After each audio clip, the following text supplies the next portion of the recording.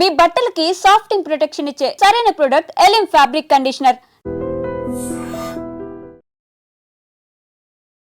Fake డాక్టర్స్ని మట్టు పెట్టడానికి మన తెలంగాణ స్టేట్ మెడికల్ కౌన్సిల్ చాలా సీరియస్ యాక్షన్స్ తీసుకుంటుంది. ఆల్మోస్ట్ ఎఫ్ఐఆర్స్ ఎన్ని కంప్లైంట్ అయ్యాయో చెప్తే మీరు షాక్ అవుతారు. సో దీనికి సంబంధించిన వివరాలన్నీ చెప్పడానికి మనకి వైస్ చైర్మన్ శ్రీనివాస్ సార్ మన ముందే ఉన్నారు. సార్ని డీటెయిల్స్ అడిగి తెలుసుకుందాం. నమస్తే సార్, ఎలా ఉన్నారు? నమస్తే, గుడ్ ఆఫ్టర్నూన్. బాగున్నారా? బాగున్నాను సార్. సార్, ఇక్కడ పర్టికులర్గా ఈ మధ్య ఫేక్ డాక్టర్స్ అందరూ కూడా ఏంటంటే ఒక గుమిగూడి ఒక పనిగా పెట్టుకున్నారు. చాలా ధైర్యంగా తప్పులు చేస్తున్నారు, ఫేక్ ఆపరేషన్స్ చేస్తున్నారు, చాలామంది ప్రాణాలను పణంగా పెడుతున్నారు, అమాయకుల ప్రాణాలు. సో వీటిపైన మీరు ఎటువంటి యాక్షన్స్ తీసుకున్నారు? చాలా ఎఫ్ఐఆర్స్ కూడా కంప్లైంట్ చేశారని విన్నాం. తెలంగాణ మెడికల్ కౌన్సిల్ అనేది it is a constitution judiciary body, తర్వాత ఇట్ ఈస్ రెగ్యులేటరీ బాడీ.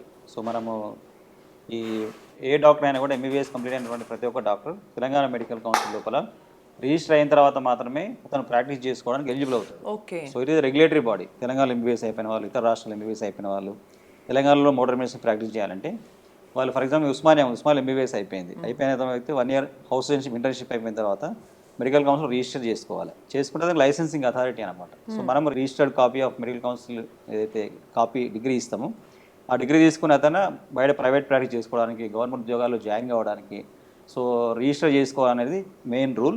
మనం ఏంటంటే నేషనల్ మెడికల్ కమిషన్ యాక్ట్ కింద, ఎన్ఎంసీ చట్టం కింద మనం పనిచేస్తాం. So national medical commission central act ఢిల్లీలో ఉంటుంది, local medical council Telangana. So Telangana medical council ఆ రకంగా ఎన్ఎంసీ యాక్ట్ కింద పనిచేస్తుంది. So 1968 Telangana medical council practitioners and registration act ఉంది. సో యాక్ట్ ప్రకారంగా రూల్స్ అండ్ రెగ్యులేషన్స్ ప్రకారంగా మెడికల్ కౌన్సిల్ తన యొక్క విధులు నిర్వహిస్తుంది. సో మెడికల్ కౌన్సిల్ అని చేసేటువంటి రూల్స్ అండ్ రెస్పాన్సిబిలిటీ చాలా ఉంటాయి. డాక్టర్స్ రిజిస్ట్రేషన్ చేయడము, తర్వాత ఫారెన్ మెడికల్ గ్రాడ్యుయేట్స్ సంబంధించినటువంటి పోస్టింగ్స్ ఇవ్వడము. ఓకే. తర్వాత మన డాక్టర్లు ఎవరైతే అనెథికల్గా ప్రాక్టీస్ చేస్తారో, అనెథికల్ ప్రొఫెషనల్ మిస్కండక్ట్ చేసినా వాళ్ళని రెగ్యులేట్ చేసేటువంటి అథారిటీ కూడా తెలంగాణ మెడికల్ కౌన్సిల్కే ఉంటుంది. వీటన్నిటితో పాటు ఇంకొకటి ఏంటంటే anti quackery activities. So anti quackery activities నకిలీ వైద్యులు ఎవరైతే ఉన్నారో వారిపైన పూర్తి స్థాయిలో వారిపైన యాక్షన్ తీసుకున్న అధికారాలు తెలంగాణ మెడికల్ కౌన్సిల్కి ఉన్నాయి. As per 1968 Telangana medical practitioners and registration act ప్రకారంగా we formed anti quacker and legal committees. Anti quacker legal committees form చేసుకొని, సో మన మెడికల్ కౌన్సిల్ ఏంటంటే ఎలక్టెడ్ మెంబర్స్, నామినేట్ మెంబర్స్ అనేది total 25 members, ex official members, వీళ్ళందరూ కలిసి 25 members ఉంటారు అన్నమాట. ఈ మధ్య రీసెంట్ గా అరేంజ్ చేశారా సార్ ఈ కమిటీ అంతా కూడా?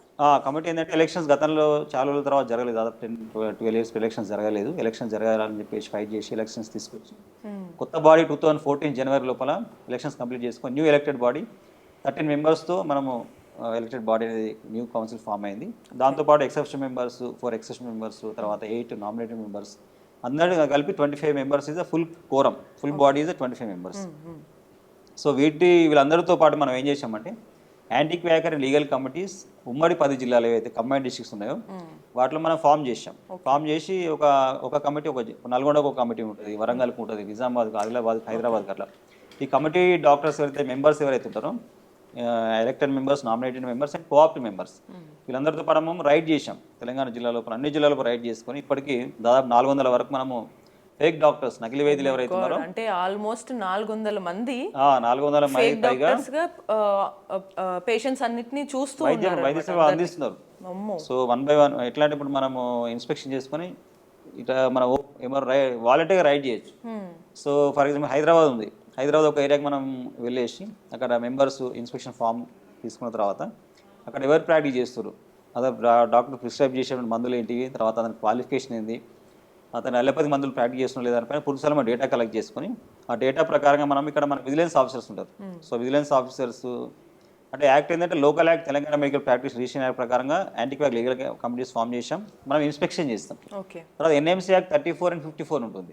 నేషనల్ మెడికల్ కమిషన్ యాక్ట్ 34 ఏం చెప్తుంది అంటే you can appoint and vigilance ఆఫీసర్ని అపాయింట్ చేసుకొని ఈ యొక్క ఎవిడెన్స్ ఏవైతే ఉన్నాయో ఎవిడెన్స్ అన్ని కూడా మనం డైరెక్ట్ పోలీస్ స్టేషన్లో ఎఫ్ఐఆర్ చేయొచ్చు, or direct we can file in the court లోపల మనం ఫైల్ చేయొచ్చు అని చెప్పేసి ఎన్ఎంసీ యాక్ట్ 34 and 54 చెప్తుంది. 34 ఎంత క్లియర్ చెప్తుంది అంటే వితౌట్ ఎంబీబీఎస్ డిగ్రీ రిజిస్ట్రేషన్ ఏదో తెలంగాణ లోకల్ మెడికల్ కౌన్సిల్ కావచ్చు ఆ నేషనల్ మెడికల్ కమిషన్ లోపల రిజిస్ట్రేషన్ లేకుండా ఏ ఒక్క వ్యక్తి, ఏ ఒక్క డాక్టర్ ఆర్ మెడికల్ ప్రాక్టీషనర్ ఎవరైతే ఉన్నారో వాళ్ళు మోడర్న్ మెడిసిన్, అలోపతిక్ ప్రాక్టీస్ చేయొద్దు అని చెప్పేసి ఎన్ఎంసీ యాక్ట్ 34 క్లియర్గా చెప్తుంది అనమాట. తర్వాత 54 ఏం చెప్తుందంటే we can appoint and vigilance ఆఫీసర్తో మనం ఏదైతే ఇన్స్పెక్షన్ చేసుకున్న డేటా ఏదైతే కలెక్ట్ చేసుకుని ప్రిస్క్రిప్షన్ ఫామ్స్ కావచ్చు, అక్కడ మందులు ఇస్తున్నటువంటిది కానీ, అక్కడ ఫొటోస్ కానీ, వీడియోస్ కానీ, సర్జికల్ ప్రొసీజర్ చేసినటువంటివి కావచ్చు, ఐవీ ఫ్లూయిడ్స్ ఎక్కిస్తున్నటువంటివి కావచ్చు, యాంటీబయాటిక్స్ ప్రిస్క్రిప్షన్ రాసింది కానీ, ఇస్తున్నటువంటి వీడియోస్ కానీ, అవన్నీ ఎవిడెన్స్ అని మనం కలెక్ట్ చేసుకొని ఆ ఎవిడెన్స్తో డైరెక్ట్ పోలీస్ స్టేషన్లో ఎఫ్ఐఆర్ చేయొచ్చు, ఆ డైరెక్ట్ మన కోర్టులో ఫైల్ చేయొచ్చు అని చెప్పేసి ఎన్ఎంసీ యాక్ట్ 54 చెప్తుంది. Okay. So NMC act 34, 54 and Telangana medical practice registration act ప్రకారంగా నకిలీ వైద్యుల పట్ల పూర్తి స్థాయిలో తెలంగాణ మెడికల్ కౌన్సిల్ యాక్షన్ తీసుకోవచ్చు అని చెప్పి పవర్స్ ఉన్నాయి కాబట్టి ఆ ప్రకారంగా మనం చేస్తున్నాం. సో ఎన్ఎంసీ చట్టం ప్రకారం ఏంటంటే 34, 54 ప్రకారంగా 1 year imprisonment and 5 lakhs fine.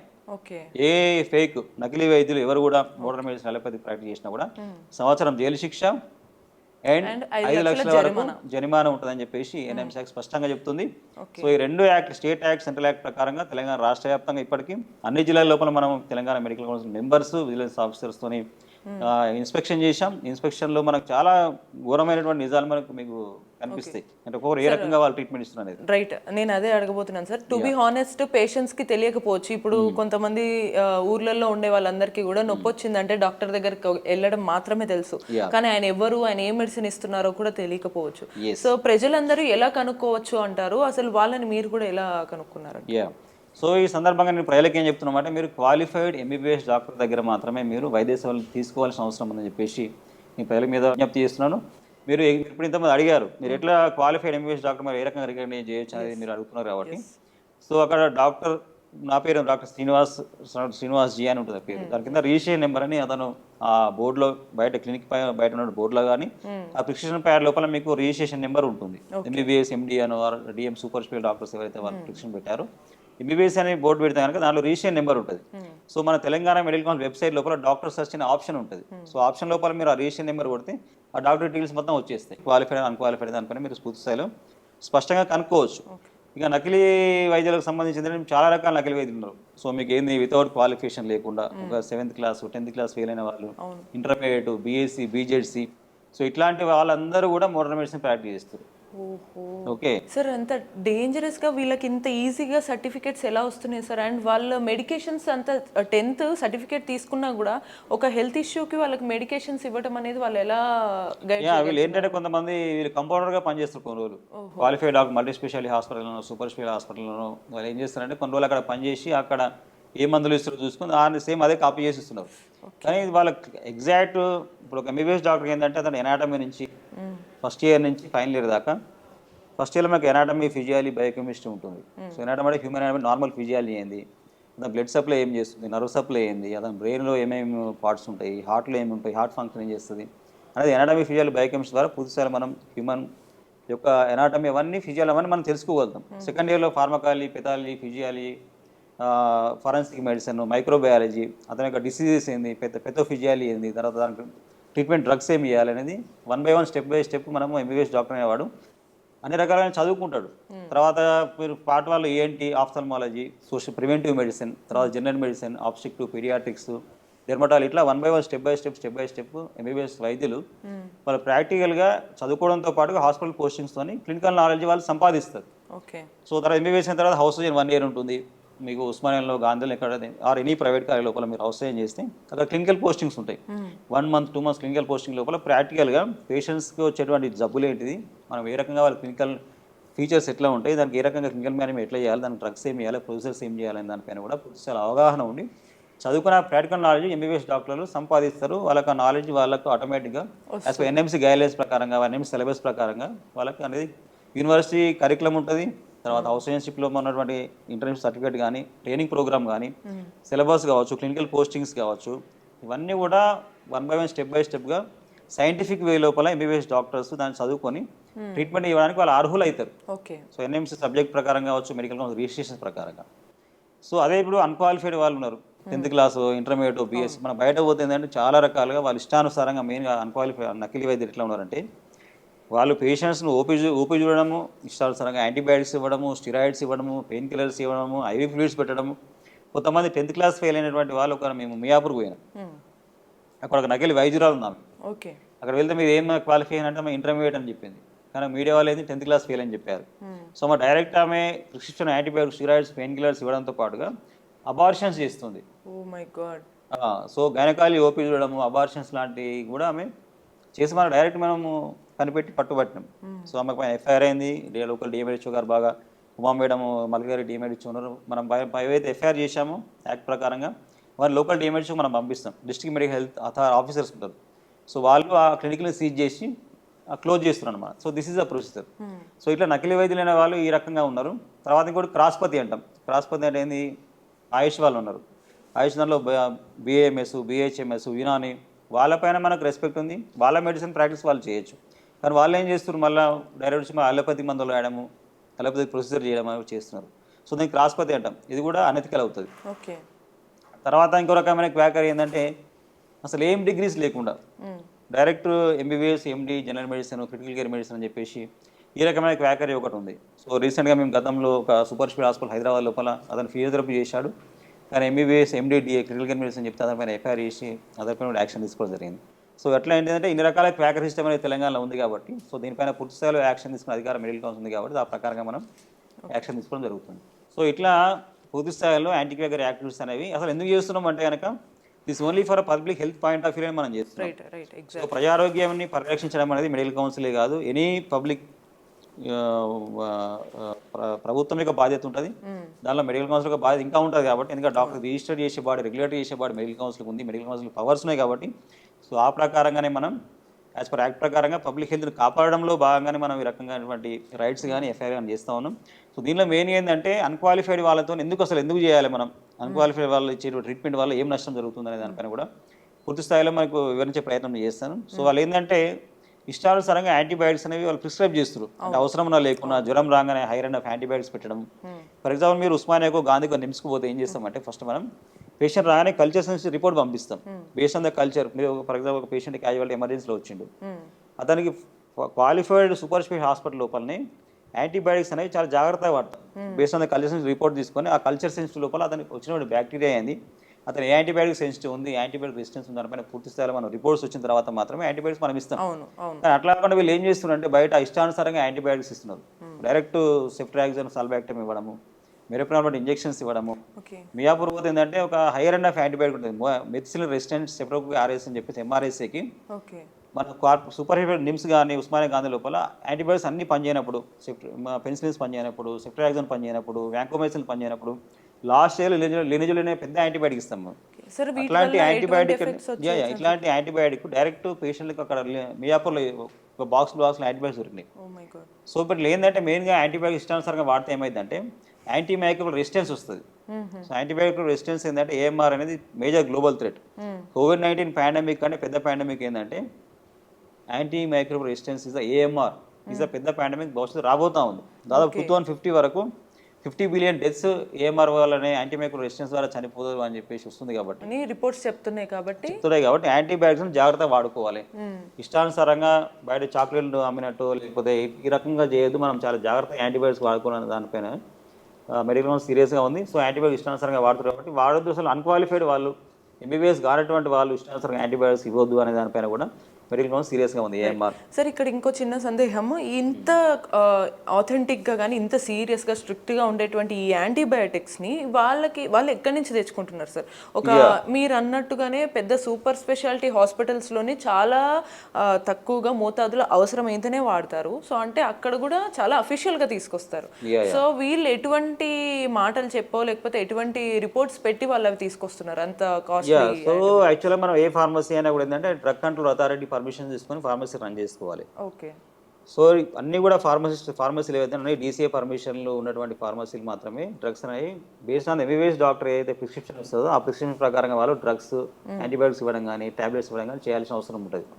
కానీ కొన్ని ఫార్మసిస్టులు, కొన్ని ఫార్మసీ ఏజెన్సీస్ ఇష్టానుసారంగా క్యాష్తోని రిలేషన్స్ మెయింటైన్ చేస్తూ, అంటే వాళ్ళ హై ప్రాఫిట్స్ కోసము దానిలో భాగంగా ఏంటంటే వాళ్ళు కూడా నకిలీగానే ఈ రకంగా పర్మిషన్ లేకుండా ఇస్తున్నారు. సో డ్రగ్ కంట్రోల్ అథారిటీ వాళ్ళు కూడా వాళ్ళపైన ఇన్స్పెక్షన్ చేసి రైడ్ చేసి అక్కడ ఉన్న డ్రగ్స్ మొత్తం వాళ్ళు స్వాధీనం చేసుకోవడం జరుగుతుంది. అంటే వాళ్ళు రైడ్ చేసి డ్రగ్స్ సీజ్ చేసే అధికారం డీసీఏకి, డ్రగ్ కంట్రోల్ అథారిటీకి ఉంది. మెడికల్ కౌన్సిల్ ఏంటంటే రైడ్ చేసుకుని ఎఫ్ఐఆర్ చేసే అధికారం మెడికల్ కౌన్సిల్కి ఉన్నది. అదే డీసీ వాళ్ళు కూడా చాలా బాగా కమల్ హాసన్ రెడ్డి సార్ నేతృత్వంలో ఎక్కడైతే ఫేక్ ఫార్మసిస్టులు ఉన్నారో, ఫేక్ డ్రగ్స్ నిల్వ చేస్తున్నారో వ్యాక్స్ పైన కూడా వాళ్ళు సీజ్ చేయడం జరిగింది. సో ఏంటంటే ఇది మనం చాలా స్ట్రిక్ట్గా రెగ్యులేట్ చేయాల్సిన అవసరం ఉంది. ఇప్పుడు యూఎస్ కానీ యూకే లాంటి వేరే దేశాల లోపల ఒక డాక్టర్ ప్రిస్క్రిప్షన్ లేకుండా ఒక చిన్న యాంటీబయాటిక్ కూడా వాళ్ళు ఇయ్యరు. ఓవర్ ద కౌంటర్ డ్రగ్స్ అంటే ఏంటంటే జస్ట్ మీకు పారాసిటమాల్ కానీ, బ్రూఫెంటాల్ లాంటి టాబ్లెట్స్ కానీ, చిన్న టాబ్లెట్స్ వాళ్ళు మాత్రం ఓటీసీ డ్రగ్స్ ఇస్తారు వాళ్ళు ఓవర్ ద కౌంటర్. మనం పోగానే పేషెంట్ మీరు జ్వరం వచ్చింది, మీరు వేసుకుంటే ఓన్లీ డోలో ట్యాబ్లెట్ ఇస్తారు. ఓకే. కానీ మన దగ్గర ఏం చేస్తారు, ఎజిథ్రోమైసిన్ ఇస్తారు, సెఫ్ట్రియాక్సోన్ ఇస్తారు, సెఫోడాక్సమ్ ఇస్తారు, అన్ని రకాల యాంటీబయాటిక్ మన దగ్గర ఇస్తున్నారు. అయితే ఏంటంటే ఈ regulatory, drug control authority, medical council ఇవన్నీ కూడా కూర్చొని రెగ్యులేషన్స్ బాగా స్ట్రిక్ట్ చేస్తే ఏంటంటే, సో ఇవి మనం ఇష్టానుసారంగా మందులు ఇవ్వడము, పెయిన్ కిల్లర్స్ ఇవ్వడము, స్టీరాయిడ్స్ ఇవ్వడము, వీరన్నీ కూడా మనము రెగ్యులేట్ చేసే అవకాశం ఉంటుంది. ఇప్పుడు పెయిన్ కిల్లర్స్తో మీకు డైరెక్ట్ పోయి కిడ్నీ మీద కిడ్నీ డ్యామేజ్ అవుతుంది, మనకి హార్ట్ పైన ఎఫెక్ట్ చూపిస్తుంది, లివర్ డ్యామేజ్ అవుతుంది. స్టిరాయిడ్స్ మీకు కొన్ని పేషెంట్లు ఇష్టానుసారంగా పెయిన్ కిల్లర్స్ ఇంజక్షన్లు ఇచ్చి ఇప్పుడు మనం నల్గొండ క్వాక్స్ దగ్గర ఇన్స్పెక్షన్ పోయాం. వాళ్ళు ఏం చేస్తారు, direct 2 ml of diclofenac sodium, 2 ml dexamethasone కలిపి డైరెక్ట్ ఇచ్చేస్తారు పేషెంట్స్.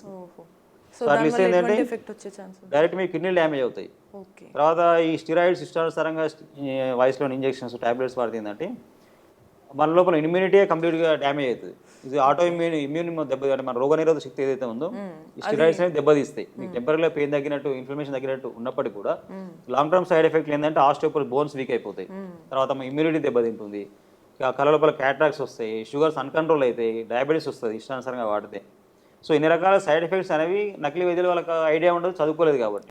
ఇంజెక్షన్ ఇచ్చేస్తే పేషెంట్స్ టెంపరీగా మీకు బాగా జ్వరం ఉంది, పెయిన్ ఉంది, ఏం చేస్తారు, డైక్లోఫెనాక్ సోడియం ఇచ్చేస్తాడు, డెక్సామెథాసోన్ డైరెక్ట్ ఇంజెక్షన్ ఇచ్చేది, అందులో టెంపరీగా పెయిన్ రిలీఫ్ ఉంటుంది. సో ఇట్లా ఏంటంటే టెంపరీ రిలీఫ్ కోసం ప్రజల ప్రాణాలతో ఆడుకుంటారు కాబట్టి, సో దానిలో భాగంగానే medical council public health point of వ్యూలో చేస్తున్నాం. మనం వరంగల్లో ఉంది, వరంగల్ ఏం చేసిన ప్యాక్ డైరెక్ట్ అబార్షన్ చేశాడు 25 years పాపం యంగ్ ఫీమేల్ పేషెంట్కి. చేస్తే ఏమైందా, సెప్టిక్ లోపల ఇన్ఫెక్షన్ అయిపోయి లోపల అన్ని ఆర్గాన్స్ డ్యామేజ్ అయిపోయి మల్టీ ఆర్గన్ ఫెయిల్యూర్కి వెళ్ళిపోయింది. పాపం అక్కడ జేఎంహెచ్ హాస్పిటల్ లోపల సర్జరీ చేసినా కూడా పేషెంట్ పాపం బతకలేదు అన్నమాట. సో ఇట్లా అడ్వర్స్ ఎఫెక్ట్ గంట లోపల 7 ఇంజెక్షన్స్ ఇచ్చాడు ఒక వర్ధనపేటలో, పేషెంట్ అక్కడ చనిపోవడం జరిగింది.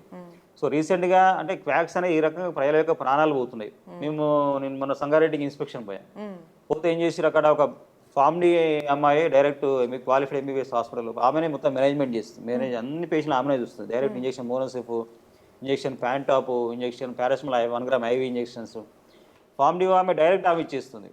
ఇంకొక మరాఠ్ స్పెషల్ హాస్పిటల్ లోపల క్వాలిఫైడ్ ఎంబీబీఎస్ డాక్టర్ ప్రిస్క్రిప్షన్, ఒక హోమియో డాక్టర్ ప్రిస్క్రిప్షన్ రాస్తున్నాడు. సో ఇవన్నీ వయలేషన్స్ ఆఫ్ ఎథిక్స్, వయలేట్ చేస్తారు కాబట్టి ఆ వయలేషన్స్ కాకుండా ప్రజలకు మంచి వైద్యం ఎంబీబీఎస్ డాక్టర్స్ ద్వారా ఇవ్వాలని చెప్పేసి సో మెడికల్ కౌన్సిల్ అనేది ఈ రకంగా మేము ప్రయత్నం చేస్తున్నాం. ఎప్పుడైనా క్వాక్ ఫ్రీ తెలంగాణ అయ్యేంత వరకు కూడా మెడికల్ కౌన్సిల్ ప్రజల ఆరోగ్యాన్ని పెంపొందించడానికి ఇక రైట్స్ అనేవి ఇన్స్పెక్షన్ అనేవి కంటిన్యూ అవుతాయి. సో రూల్స్ ప్రకారం మనం ముందుకు పోతున్నామని చెప్పేసి మీకు ద్వారా మీ ప్రజలకు విజ్ఞప్తి చేస్తున్నాం. సార్ ఇంకో చిన్న సందేహం చివరిగా, ఇప్పుడు ఇవన్నీ మీరు రెగ్యులేటరీ బాడీస్ ద్వారా అన్ని ఒక ఆర్డర్లోకి తీసుకొస్తున్నారు, క్వాకరీస్ని అందరినీ కూడా ఎఫ్ఐఆర్ ఫైల్ చేస్తున్నారు. ఇవన్నీ చేసిన తర్వాత నెక్స్ట్ ఏమన్నా రెగ్యులేషన్స్ కానీ రూల్స్ కానీ మళ్ళీ న్యూగా ఫామ్ చేసే అవకాశం ఉంటుందా? లైక్ ఇప్పుడు ఎగ్జాంపుల్గా ఎవరైనా ఫుడ్ రెస్టారెంట్ పెట్టారనుకోండి, ఆ ఫుడ్ మెనూకి సంబంధించి అన్నీ కూడా FSSAI దగ్గర ఎట్లయితే రిజిస్టర్ చేసుకొని అన్నీ ఆథెంటిక్గా ఉన్నాయి, కరెక్ట్ ఉన్నాయి, అది ఎటువంటి హామ్ లేదు అన్నప్పుడే వాళ్ళకి అప్రూవల్ వస్తుంది కదా. So in the same way ఈ పర్టికులర్ మెడిసిన్స్ విషయంలో కానీ లేదా డాక్టర్స్ విషయంలో కానీ ఏమైనా రూల్స్ తీసుకొచ్చే అవకాశం ఉందా? డెఫినెట్గా అండి. ఇప్పుడు ఏంటంటే మనము ఒక క్లినిక్ స్టార్ట్ చేయాలండి. ఫర్ ఎగ్జాంపుల్ నేను ఎంబీబీఎస్ అయిపోయింది, ఒక దగ్గర మా లోకల్ ఏరియా లోపల నేను క్లినిక్ స్టార్ట్ చేయాలి, హాస్పిటల్ స్టార్ట్ చేయాలంటే అక్కడ ఉన్న ఏరియాలో ఉన్నటువంటి డిస్ట్రిక్ట్ మెడికల్ హెల్త్ ఆఫీసర్ ఉంటారు. ఓకే. సో వాళ్ళు డిస్ట్రిక్ట్ రిజిస్ట్రేషన్ అథారిటీ అంటాం. డిస్ట్రిక్ట్ రిజిస్ట్రేషన్ అథారిటీ లోపల కలెక్టర్ ఉంటారు, డిఎంహెచ్ఓ ఉంటారు. సో ఈ లెవెల్స్ ఉంటాయి. దాంట్లో మీరు క్లినిక్ పర్మిషన్ రావాలంటే మన లోకల్ ఏరియాలో ఉన్న డిస్ట్రిక్ట్ హెల్త్ ఆఫీసర్కి మనం అప్లికేషన్ చేసుకోవాలి. అప్లికేషన్ ఫీ కొంత ఉంటుంది. తర్వాత మన MBBS degree certificate, Telangana medical registration certificate, వాళ్ళు ఎక్కడ మీరు క్లినిక్ పెడుతున్నారు అన్ని డీటెయిల్స్ వాళ్ళు సబ్మిట్ చేస్తే వాళ్ళు ప్రాపర్గా మీకు పర్మిషన్ ఇస్తారు. మనం లెటర్ వస్తుంది మీకు, permission you can start clinic అని చెప్పేసి. సో ఆ డిఆర్ఏ నుంచి లెటర్ వచ్చిన పర్మిషన్ ఏదైతే కాపీ ఉందో ఆ కాపీతో ఉన్న వాళ్ళు మాత్రమే క్లినిక్ హాస్పిటల్ స్టార్ట్ చేసుకోవాలి. కానీ మనం ఎక్కడ రైట్ చేసిన క్లినిక్స్ కానీ హాస్పిటల్స్ కానీ అక్కడ డిస్ట్రిక్ట్ రిజిస్ట్రేషన్ అథారిటీ నుంచి పర్మిషన్స్ లేవు, పనిచేసిన వాళ్ళు క్వాలిఫైడ్ డాక్టర్స్ కాదు, ఎంబీబీఎస్ డాక్టర్స్ కాదు. సో ఇట్లా డిఆర్ఏ రిజిస్ట్రేషన్ కాపీ ఉన్నటువంటి వాళ్ళు మాత్రమే, పర్మిషన్ ఉన్నటువంటి వాళ్ళు మాత్రమే, ఎంబీబీఎస్ డాక్టర్ ఉన్నటువంటి వాళ్ళు మాత్రమే మోటార్ మెడిసిన్ అలోపతిక్ ప్రాక్టీస్ చేయాలని రూల్. సో ఈ రూల్ ప్రకారంగా వాళ్ళు డిఆర్ఏ పర్మిషన్ తీసుకొని క్లినిక్ స్టార్ట్ చేసుకోవచ్చు. ఇంకా తర్వాత ఇంకా కొంతమంది ఏం చేస్తున్నారంటే ఈ ఎంబీబీఎస్ చేసేటువంటి వాళ్ళు కూడా ప్రతి ఒక్కరూ Telangana medical council 2002 Indian medical council regulations, rules regulations ఏవైతే ఉన్నాయో దాని కోడ్ ఆఫ్ మెడికల్ ఎథిక్స్ అంటాం. సో మన ఎంబీబీఎస్ డాక్టర్స్ కూడా code of medical ethics violate చేస్తున్నారు. సో ఎట్లా చేస్తున్నారంటే కొంతమంది డైరెక్ట్ వాళ్ళు చదివిన క్వాలిఫికేషన్ ఒకటైతే వేరే రకాల డిగ్రీలు పెట్టుకోవడము, కొన్ని ఫేక్ డిగ్రీస్ క్రియేట్ చేసుకోవడము, నేమ్స్ రికగ్నైజ్ లేనటువంటి డిగ్రీస్ చేయడము. సో ఇట్లా వైలేట్ చేసిన వాళ్ళపైన కూడా రైట్ సార్. రీసెంట్ గా విన్నాను, మనం ఇందాక అనుకున్నట్టుగానే కాన్పూర్ అనే ఒక ఏరియాలో పర్టికులర్ గా ఒక ఇంజనీర్ ఇంజనీర్ హెయిర్ ట్రాన్స్ప్లాంట్ చేసుకుంటే తల అంతా ఉబ్బి చనిపోయారంట. బట్ ఇప్పుడు ఆ డాక్టర్ అబండన్ అయిపోయారు. సో అసలు ట్రూ డాక్టరా కాదా తెలియదు. ఎంబీబీఎస్ చేసిన తర్వాత యాక్చువల్ అసలు హెయిర్ ట్రాన్స్ప్లాంట్ చేయడానికి తనకు వచ్చా రాదా తెలీదు. సో ఇటువంటి వాళ్ళు కూడా ఉన్నారు చాలా మంది. సో వీళ్ళందరికీ పెద్ద క్వాకరీ పెద్ద మాఫియా ఏంటంటే మీరు చెప్పినటువంటి డెర్మటాలజీ, కాస్మెటాలజీ, స్కిన్కి సంబంధించి చాలా పెద్ద మాఫియా. తర్వాత ఈ క్వాకర్ అనేది పెద్ద ఎత్తున నడుస్తుంది. So as per NMC syllabus ప్రకారం ఏంటంటే ఎంబీబీఎస్, ఎండి డెర్మటాలజీ వాళ్ళు, ఎంఎస్, ఎంసీఎస్, ప్లాస్టిక్ సర్జరీ వాళ్ళు మాత్రమే cosmetology, dermatology, hair transplantation surgeries procedure చేయాలని చెప్పేసి ఇది మనకు ఎన్ఎంసీ గైడ్లైన్ చెప్తుంది. కాకపోతే ఏంటంటే ఇక్కడ చాలామంది డెంటల్ వాళ్ళు, బీడీఎస్ చేసినటువంటి వాళ్ళు, డెంటల్ డాక్టర్స్, హోమియో అయిపోయిన వాళ్ళు, తర్వాత ఎలాంటి క్వాలిఫికేషన్ లేనటువంటి వాళ్ళు ఈ కాస్మెటాలజీ లోపల ఎక్కువ బిజినెస్ ఉందని చెప్పేసి ఆ ప్రాక్టీస్ చేస్తూ మీరు చెప్పిన ఎగ్జాంపుల్ ఏదైతే ఉందో, మీరు ఒక ఇంజనీర్ అయిపోయి హెయిర్ ట్రాన్స్ప్లాంట్ చేసుకుంటే హెయిర్ అంతా ఖరాబ్ అయిపోయి ఊపిపోయి ఇన్ఫెక్షన్ అయిపోయి సైడ్ ఎఫెక్ట్స్ ఉందని చెప్తున్నారు. సో ఇట్లా అడ్వర్స్ ఎఫెక్ట్స్ అనేవి అన్క్వాలిఫైడ్ వాళ్ళు చేయడం ద్వారా మీరు చెప్పిన అడ్వర్స్ ఎఫెక్ట్ హెల్త్ ఎఫెక్ట్ ఏంటంటే మీరు చెప్పినటువంటి ఎగ్జాంపుల్ ఒకటి. సో ఇట్లా అడ్వర్స్ ఎఫెక్ట్స్ అనేవి అన్క్వాలిఫైడ్ ద్వారా వస్తుంది కాబట్టి క్వాలిఫైడ్ ఎంబీబీఎస్, ఎండి డెర్మటాలజీ వాళ్ళు ప్రాక్టీస్ చేయాలని రూల్ ఉంది. కాబట్టి దాదాపు మేము తెలంగాణలో కూడా హైదరాబాద్, మియాపూర్ కానీ కేపీహెచ్బీ లాంటి కాలనీ లోపల మేము ఇట్లా ఇన్స్పెక్ట్ చేసాం. అక్కడ రిజిస్ట్రేషన్ మాత్రం ఎంబీబీఎస్ డాక్టర్ పైన ఉంటుంది. అక్కడ ప్రొసీజర్ చేసేటువంటి వాళ్ళు మొత్తం కూడా అన్క్వాలిఫైడ్ వాళ్ళే ఉంటారు. సో వాళ్ళు ఏం చేస్తారంటే డైరెక్ట్ పీలింగ్ చేయడము, స్కిన్ లోపల ఇంజెక్షన్స్ ఇవ్వడము, ఓకే, సర్జికల్ ప్రొసీజర్ చేయడము, హెయిర్ ట్రాన్స్ప్లాంట్ చేయడము. ఒక ఎగ్జాంపుల్ ఏంటంటే ఒక ఆమె డైరెక్ట్ బాటిలిజం ఇంజెక్షన్ డైరెక్ట్ ఫేస్కి ఇచ్చేసింది. ఆ ఫేస్కి ఇచ్చేసింది, ఆ ఫేస్ అంతా డ్యామేజ్ అయిపోయి ఆమె ఒక యాక్ట్రెస్ బయట యాక్ట్ చేసినటువంటి యాక్ట్రెస్ పాప ఆమె ఫేస్ అయిపోయి ఆమె ఏమి ఎడు చేయకుండా అయిపోయింది. ఆమె పైన కూడా ఎఫ్ఐఆర్ చేయడం జరిగింది. సో ఇట్లా ఏంటంటే డెర్మటాలజీ ప్రాక్టీస్ అనేది ఎంబీబీఎస్, ఎండి డెర్మటాలజీ అయిపోయిన వాళ్ళు మాత్రమే చేయాలి. కాకపోతే ఏంటంటే డెంటల్ వాళ్ళు, హోమియో వాళ్ళు, అన్క్వాలిఫైడ్ వాళ్ళు చదువుకునే అందరూ చేస్తారు. కాబట్టి ఏంటంటే ప్రజలకు అడ్వర్స్ ఎఫెక్ట్స్ వస్తాయి. మీరు చెప్పినటువంటి హెయిర్ ఖరాబ్ అయిపోయి మొత్తం తల ఉబ్బిపోవడం కావచ్చు, ఇవన్నీ అడ్వర్స్ ఎఫెక్ట్స్, సైడ్ ఎఫెక్ట్స్ అనేవి అన్క్వాలిఫైడ్ చేయాలి వాళ్ళు వస్తున్నాయి. కాబట్టి సో క్వాలిఫైడ్ వాళ్ళు చేయాలనేది మనం చెప్తున్నాము. ఆ డెర్మటాలజీ చేస్తున్న అనాథరైడ్ మెడికల్ ప్రాక్టీషనర్స్ పైన కూడా తెలంగాణ మెడికల్ కౌన్సిల్ అనేది ఎఫ్ఐఆర్ కూడా నమోదు చేయడం జరిగింది. ఇప్పుడు చాలా మనం స్ట్రెంథెన్ చేయాలి, పబ్లిక్ హెల్త్ స్ట్రెంథెన్ చేసుకోవాలి. ఇప్పుడు మీరు ఏంటంటే గ్రామీణ ప్రాంతాల లోపల కూడా ఇప్పుడు తెలంగాణలో స్టాటిస్టిక్స్ ఏం చెప్తున్నాయంటే మోర్ దాన్ 30% కంటే తక్కువ కూడా ఇప్పుడు మనకు ప్రైమరీ హెల్త్ కేర్ సిస్టమ్ అనేది 3 types of health care system ఉంటుంది. Primary health care system, second health care system, tertiary health care system ఉంటుంది. సో ప్రైమరీ హెల్త్ కేర్లో ఏంటంటే మనకు సబ్ సెంటర్స్ ఫస్ట్ అంటే గ్రామీణ లెవెల్ లోపల సబ్ సెంటర్స్, తర్వాత ప్రైమరీ హెల్త్ సెంటర్స్, తర్వాత community health centres, area hospitals, district hospitals, medical colleges. సో గ్రామీణ ప్రాంతాల్లో ఏంటంటే సబ్ సెంటర్స్ అంటాం. అంటే ప్రతి 2-3 విలేజ్ 5,000 పాపులేషన్కి ఒక సబ్ సెంటర్ ఉంటుంది, 2-3 విలేజెస్ కలుపుకొని. సో దాదాపు తెలంగాణ లోపల 4,700 సబ్ సెంటర్స్ ఉన్నాయి. తర్వాత పిఎస్సీలు 300 పైగా పిఎస్సీస్ ఉన్నాయి. సో మెయిన్గా ఈ సబ్ సెంటర్స్ లోపల ఎంబీబీఎస్ డాక్టర్స్ అనేవి చాలా లేరు అసలు యాక్చువల్గా. సో 24/7 సబ్ సెంటర్స్ లోపల ఎంబీబీఎస్ డాక్టర్ ఉండాలి, క్వాలిఫైడ్ ఫార్మసిస్ట్ ఉండాలి, క్వాలిఫైడ్ నర్స్ ఉండాలి, ల్యాబ్ టెక్నీషియన్ ఉండాలి. 24/7 అక్కడ లెవెల్లో అందుబాటులో ఉంటే ప్రజలకు మంచి క్వాలిఫైడ్ అయితే మా లోకల్లో ఉన్నప్పుడు ప్రజలందరికీ అందే అవకాశం ఉంటుంది.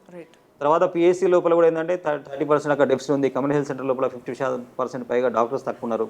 సో అక్కడ హెల్త్ ఇన్ఫ్రాస్ట్రక్చర్ ఇంప్రూవ్ చేసుకుని క్వాలిఫైడ్ డాక్టర్స్ని, మ్యాన్ పవర్ని, మిగతా హెల్త్ కేర్ ప్రొవైడర్స్ అందరినీ కూడా రిక్రూట్ చేసుకుని 24/7 అక్కడ రన్ చేసుకుంటే ఏంటంటే ప్రజలకు మంచి క్వాలిఫైడ్ వైద్యం అందే అవకాశం ఉంటుంది. కాబట్టి దీనిపైన కూడా ప్రభుత్వం చాలా సీరియస్గా ఆలోచన చేస్తున్నారు. సో యాజ్ పర్ ఇప్పుడు కేరళ స్టేట్ ఉంది, కేరళలో 24/7 పిఎస్సీలకు రన్ అవుతున్నాయి. ఎప్పుడు పోయినా ఎంబీబీఎస్ డాక్టర్ అవైలబుల్ ఉంటాడు, నర్సింగ్ స్టాఫ్ ఉంటుంది, ల్యాబ్ టెక్నీషియన్ ఉంటారు, అందరూ అందుబాటులో ఉంటారు. కాబట్టి ఇంకా ప్రజలకు ఆల్టర్నేట్గా నకిలీ వైద్యుల దగ్గర పోయే అవకాశం లేదు. సో ఇది ఈ హెల్త్ కేర్ సిస్టమ్ స్ట్రెంథెన్ చేసుకోవడం ఒకటి. తర్వాత ఎంబీబీఎస్ డాక్టర్ కూడా ఇప్పుడు దాదాపు తెలంగాణ లోపల 65 మెడికల్ కాలేజ్ వచ్చేసి 65లో 29 ప్రైవేట్ కాలేజెస్ ఉన్నాయి, 36 గవర్నమెంట్ మెడికల్ కాలేజెస్ ఉన్నాయి. సో ప్రతి 30 నుంచి 40 కిలోమీటర్ దూరంలో స్పెషాలిటీ డాక్టర్స్ అనేవి అందుబాటులో ఉంటారు. మెడికల్ కాలేజ్ అంటే జనరల్ సర్జరీ ఉంటుంది, పెడియాట్రిక్స్ ఉంటుంది, జనరల్ మెడిసిన్ ఉంటుంది, ఆల్ స్పెషాలిటీస్ సంబంధించిన డాక్టర్స్ అందుబాటులో ఉంటారు. కాబట్టి అక్కడ వెళ్ళి ప్రజలు మంచి వైద్యం తీసుకుంటే కనుక ఇక నకిలీ వైద్యుల యొక్క అవసరం మనకు ఉండదు. కాబట్టి మేము ప్రజలకు విజ్ఞప్తి చేస్తున్నాం, మీ లోకల్లో ఉన్న పిఎస్సీల దగ్గర వెళ్ళండి, అక్కడ ల్యాబ్ ఫ్రీ టెస్టులు చేస్తారు, ఫ్రీ మందులు ఇస్తారు, ఎంబీబీఎస్ క్వాలిఫైడ్ డాక్టర్ అందుబాటులో ఉంటాడు. తర్వాత మీకు మేము కొంచెం మా ఆరోగ్యం బాగుంది, హాస్పిటల్ అడ్మిషన్ అవకాశం ఉంది, దగ్గరలో ఉన్నటువంటి medical college hospital Suryapet, Nalgonda లాంటి దాంట్లో మెడికల్ కాలేజ్ వచ్చేసినాయి, ములుగు కానీ ఆసిఫాబాద్ లాంటి ప్లేస్లో కూడా ఇంటీరియర్స్లో మెడికల్ కాలేజ్ ఉన్నాయి. మీకు ఆపరేషన్లు కావాలన్నా లేకపోతే హాస్పిటల్ అడ్మిట్ అయ్యే అవసరం ఉన్నా కూడా మెడికల్ కాలేజ్కి వెళ్ళి అడ్మిట్ అయ్యి మీరు వైద్యం చేసుకోవాలి తప్ప నకిలీ వైద్యుల దగ్గర వెళ్ళి మీరు ట్రీట్మెంట్ తీసుకోవద్దని చెప్పి కూడా నేను ప్రజలకు క్వాలిఫైడ్ డాక్టర్ ద్వారా వైద్యం తీసుకోవాలని చెప్పి నేను ప్రజలు కూడా విజ్ఞప్తి చేస్తున్నాను మీ ద్వారా. సో ఇప్పుడు ఇంకా ఇన్ని మెడికల్ కాలేజ్ వచ్చేసి ఇంతమంది డాక్టర్లు బయటకు వచ్చిన తర్వాత ఇంకా మనకు నకిలీ వైద్యుల యొక్క అవసరం ప్రజలకు లేదు. తర్వాత దీనిపైన ప్రభుత్వం కూడా బాగా ఈ హెల్త్ కేర్ సిస్టమ్ స్ట్రెంథెన్ తీసుకోవాలని చెప్పేసి కూడా డాక్టర్ రిక్రూట్మెంట్ బాగా చేసుకోవాలి. ఇంకా 30% డాక్టర్లు పిఎస్సీలు తక్కువ ఉన్నాయి, పిఎస్సీల సంఖ్య పెంచుకోవాలి. పనిచేస్తున్న డాక్టర్లు ఎక్కువ స్థాయిలో ఇప్పుడు ఒక పిఎస్సీలో 95 కంటే కూడా 24/7కి ఎంతమంది డాక్టర్ మనకు అవసరం ఉన్నారు, ఆ డాక్టర్లు మనం రిక్రూట్ చేసుకుంటే ప్రైమరీ హెల్త్ సెంటర్ లోపల స్పెషల్ డాక్టర్ చాలా మంది అయిపోయారు. ఇప్పుడు ఎంబీబీఎస్ తో పాటు స్పెషాలిటీ, సూపర్ స్పెషాలిటీ, ఇప్పుడు ఇంటీరియర్స్ లో కూడా యాంజియోగ్రామ్ కార్డియాలజీ ల్యాబ్స్ వచ్చేసినాయి. సూర్యాపేట పోతే అక్కడ కూడా క్యాత్ ల్యాబ్ ఉంది, అక్కడ యాంజియోగ్రామ్ చేసుకోవచ్చు, అక్కడ కూడా స్టెంట్ చేస్తారు, సూపర్ స్పెషల్ డాక్టర్స్ అందుబాటులో ఉన్నారు. ఇంటీరియర్స్ లో ఉన్నారు కాబట్టి మెయిన్ ఏంటంటే క్వాలిఫైడ్ డాక్టర్ సర్వీసెస్ ని కూడా ప్రభుత్వం ఎక్కువ స్థాయిలో రిక్రూట్ చేసుకొని ఎక్కువగా మనం రిక్రూట్ చేసుకొని ప్రజలకు మంచి సేవలు అందిస్తుంది. ఏంటంటే ప్రజలకు మెరుగైన వైద్యం అందే అవకాశం ఉంటుంది. ఇప్పుడు పబ్లిక్ హెల్త్ థ్రెట్ అయ్యేటువంటి సంఘటనలు మీకు చెప్పాను, యాంటీబయోటిక్ రెసిస్టెన్స్ కానీ, పెయిన్ కిల్లర్ తీసుకొని వచ్చి హెల్త్ అడ్వర్స్ ఎఫెక్ట్స్ కావచ్చు, మీకు వేరే అబార్షన్స్ అయిన సంఘటన కావచ్చు, ఇట్లాంటి అన్నిటి కూడా మనం ప్రివెంట్ చేసుకుంటే మంచి వైద్యం, క్వాలిఫైడ్ వైద్యం ప్రజలకు, నాణ్యమైన వైద్యం ప్రజలకు అందించే అవకాశం ఉంటుంది. కాబట్టి సో ఈ మెజర్మెంట్స్ తీసుకోవాలని చెప్పేసి మేము ప్రభుత్వం విజ్ఞప్తి చేస్తున్నాం, ప్రజలు కూడా విజ్ఞప్తి చేస్తున్నాను. సో మెడికల్ కౌన్సిల్ అనేది చాలా ప్రజారోగ్యం దృష్ట్యా నకిలీ వైద్యాల పట్ల చాలా సీరియస్గా ఉంటుంది, కఠినంగా ఉంటుంది, రైట్స్ అనేవి కొనసాగుతాయి. సో నకిలీ వైద్యులు కూడా వాళ్ళే వాలంటరీగా క్లోజ్ చేసుకోండి, అనవసరంగా ఇప్పుడు మీ పైన ఏదో మాకు ఏమి ప్రజల ఆ యొక్క హెల్త్ను క్వాలిఫైడ్ ఎంబీబీఎస్ డాక్టర్ మంచి వైద్యం అందించాలనే ఉద్దేశంతో మేము చేసుకున్న రైట్స్ ఇవి.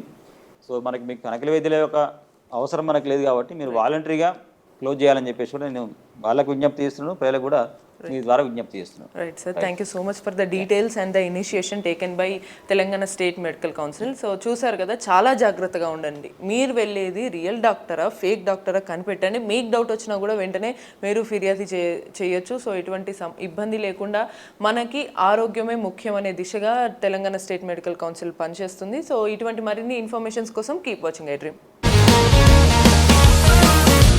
Sir, one life lesson what medicine has taught you. Whatever you can do without expecting.